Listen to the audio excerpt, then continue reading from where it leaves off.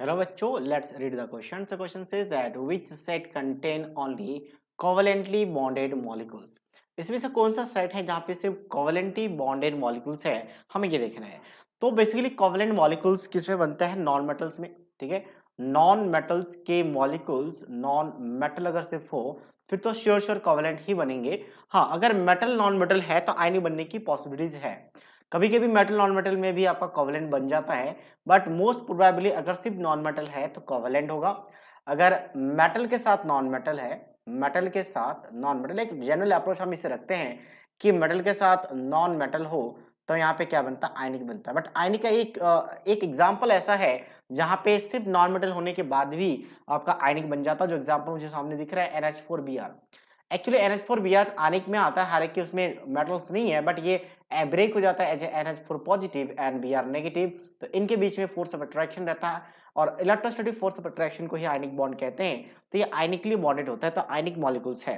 तो इसका मतलब ये आपका पूरी पूरी तरीके से कोवेलेंट नहीं होगा, ये तो डायरेक्टली आपका रॉन्ग हो चुका है क्योंकि एक आयनिक बॉन्ड यहाँ पे है.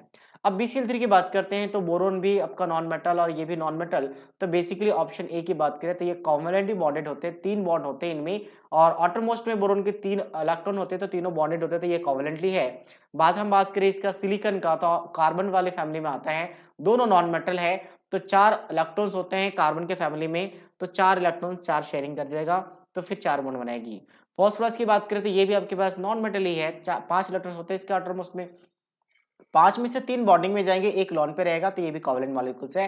तो ये तीनों का तीनों कोवेलेंट मॉलिक्यूल्स है. इसमें ये रॉन्ग हो चुका है. हालांकि N2H4 की बात करें तो N2H4 आप अगर चाहे तो स्ट्रक्चर लिख सकते हैं कि N2H4 का कुछ इस तरीके से N डबल बॉन्ड N और दो दो हाइड्रोजन यहाँ पे होंगे. HBr की बात करें तो HBr कैसा है? HBr में कोवेलेंटली बॉन्डेड होते हैं, दोनों नॉन मेटल है. तो यहाँ पे ये आपके पास कोवेलेंट है, ये कोवेलेंट है, बट ये वाला आयनिक है इसलिए रॉन्ग है. यहाँ की बात करें I2 तो ठीक है क्योंकि दो सेम सेम एलिमेंट के बीच में हमेशा कोवेलेंट बॉन्ड ही रहता है, आयनिक बॉन्ड कभी पॉसिबल नहीं होता. H2S की बात करें तो एसिड है, ये भी आपका कोवेलेंटली बॉन्डेड है, एक लॉन पे रहता है इसमें.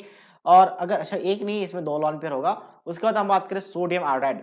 तो सोडियम आयोडाइड बेसिकली एक सॉल्ट है जो कि हमेशा एक मेटल और नॉन मेटल है, तो इनके बीच में एक आयनिक बॉन्ड होता है, तो ये वाला इसलिए यहाँ पे रॉन्ग हो चुका है. नेक्स्ट हम बात करते हैं यहाँ पे, तो ये एल्युमिनियम एक एलिमेंटल फॉर्म है, एल्युमिनियम. तो एलिमेंटल फॉर्म में मतलब एटम है, ठीक है, या फिर एलिमेंट कह सकते हो. तो यहाँ पे ये कोवेलेंट मॉलिक्यूल्स नहीं बना रही है, तो मतलब ऑप्शन डी भी रॉन्ग है. So only A is the right answer of this question.